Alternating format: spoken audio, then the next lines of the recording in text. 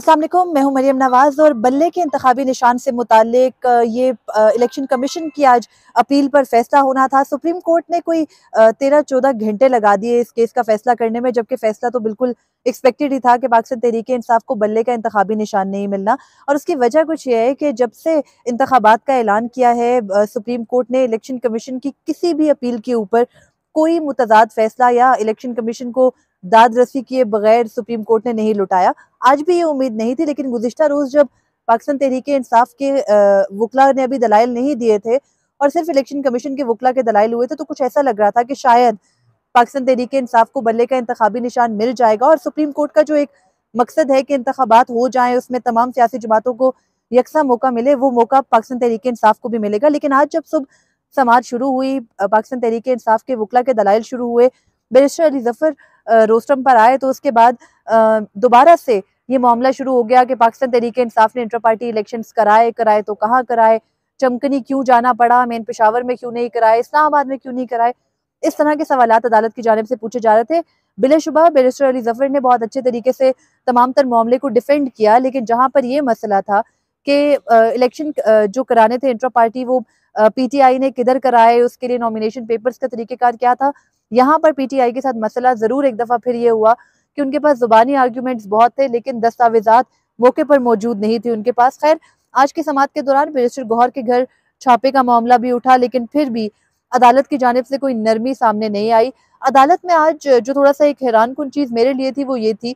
कि अकबर बाबर के अलावा जिन अरकान को पीटीआई तस्लीम नहीं करती, जिनमें कि वो नौरीन भी हैं, मारूफ नौरीन, वो भी आई अदालत के सामने और वो आके अदालत के सामने कबूल कर रही हैं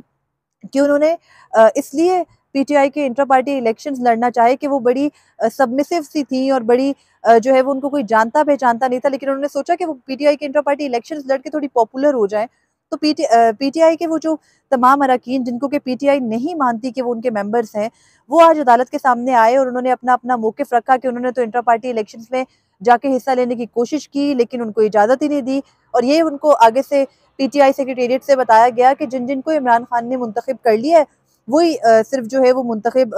पीटीआई की क़यादत होंगे, आप लोगों को इंटर पार्टी इलेक्शंस में लड़ने की इजाज़त नहीं है। तो ये मौक़िफ़ भी अदालत ने कबूल किया। कोई सवाल चीफ जस्टिस काज़ी फ़ायज़ ईसा की जानिब से नहीं पूछा गया और वो चीफ जस्टिस काज़ी फ़ायज़ ईसा जिन्होंने आज सुबह से पीटीआई के वुकला के जो शायद 2 घंटे के दलाइल होते, उनको 6 घंटे तक तवालत सिर्फ इसलिए दे दी क्योंकि वो मुख्तलिफ जो निटी-ग्रिटीज़ थे उनमें फँसे थे कि बताएं कि पीटीआई ने 2012 के इलेक्शंस कब कराए, तो उससे पहले पीटीआई के फाउंडर मेंबर्स कौन-कौन थे। और फिर ये भी रोशनी डाली गई चीफ जस्टिस की जानिब से कि देखें ना, जो बानी मेंबरान होते हैं उनको जमात से नहीं निकाला जा सकता। ठीक है, पीटीआई की तरफ से भी बहुत सारी गलतियां हैं, इंटर पार्टी इलेक्शंस दुरुस्त नहीं भी कराए गए होंगे, लेकिन बाकी सारी सियासी जमातें कब इंटर पार्टी इलेक्शन दुरुस्त कराती है, इसकी मिसाल जब बैरिस्टर अली ज़फ़र ने नून लीग के जो है वो कागजात दिखा के उनको दिखाया कि कैसे नून लीग की पूरी जो लीडरशिप है वो अनअपोज्ड इलेक्ट हुई है इंटर पार्टी इलेक्शन में, तो उस पर चीफ जस्टिस काज़ी फ़ायज़ ईसा कहते हैं कि देखिए, बड़ी जमातों में तो मेन क़यादत मुंतखब हो जाया करती है ना अनअपोज्ड, लेकिन छोटी जमातों में, यानी उनके ख्याल में या तो पीटीआई कोई बड़ी जमात नहीं है या फिर उनके जो दीगर अरकान हैं वो मुंतखब होके आना चाहिए था। खैर, पूरा दिन जो बहस चली उसमें बहुत सारी ऐसी चीज़ें थी जो शायद नहीं होनी चाहिए थी। ये फैसला रात 11:30 बजे आने के बजाय सुबह किसी बेहतर टाइम पर भी आ सकता था। इलेक्शन कमीशन ने 2 बार इंतखाबी फ़हरिस्तें जो है वो जारी करने का वक्त आगे बढ़ाया। बिलाशुबा इलेक्शन कमीशन के वुकला तो बहुत खुश होकर सुप्रीम कोर्ट से गए, लेकिन इसके साथ ही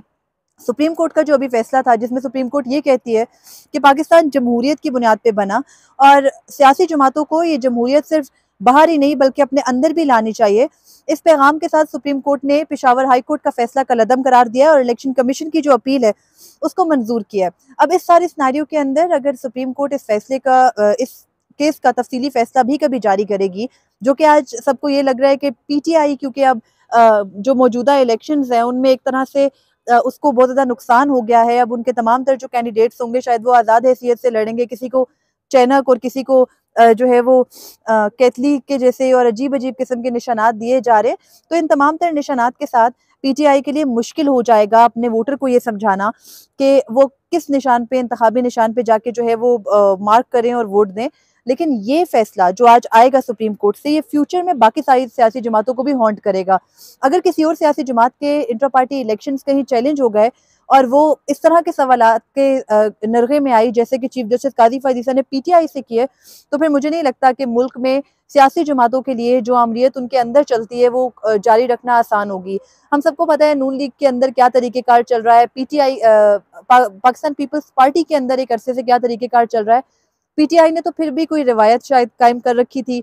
इंटर पार्टी इलेक्शंस कराने के और अपने चेयरमैन के अलावा बाकी तमाम सीटों पे नए लोग मुंतखब करा के लाने की, लेकिन अदालत बोर्ड निटी ग्रिटीज में पड़ी रही, उन तमाम मामलात में पड़ी रही जिनका शायद ताल्लुक इलेक्शन कमीशन से भी नहीं था। वो पार्टी के अंदरूनी मामलात थे, यानी कहते रहे कि सेक्रेटरी जनरल देखे ना असद उमर थे, तो अब असद उमर कहाँ गए, वो पार्टी छोड़ गए हैं। चीफ जस्टिस ये कहते हैं कि जो जून 2022 में पीटीआई ने इलेक्शंस कराए थे, अगर उनको लाहौर हाईकोर्ट बहाल कर देती है तो अभी के इंटर पार्टी इलेक्शंस का आप क्या करेंगे। तो चीफ जस्टिस काजी फैज़ ईसा को ये भी कहना चाहिए कि वो वाले इंटर पार्टी इलेक्शंस अगर आज बहाल भी हो जाते हैं तो ना इमरान खान चेयरमैन, ना ही असद उमर जो है वो जनरल सेक्रेटरी आ सकते, क्योंकि वो अब जमात छोड़ के जा चुके हैं। कुछ पीटीआई के वकला भी कर्टेसी में अदालत के सामने बहुत सारे फैक्ट्स नहीं रख रहे थे, शायद वो चीफ जस्टिस काजी फैज़ ईसा को नाराज करना नहीं चाह रहे थे, उनको शायद उम्मीद थी कि उनको कोई रिलीफ मिल जाएगा, लेकिन अदालत की जानिब से कोई भी पीटीआई को रिलीफ नहीं मिल सका और शायद यही एक्सपेक्ट भी किया जा रहा था। इसके बाद अब सिर्फ यही होना है कि पीटीआई ने अपना कोर्स दुरुस्त किया या नहीं किया। बाकी तमाम सियासी जमातों के लिए फ्यूचर में बहुत सारी मुश्किलात यही फैसला लेके आने वाला है।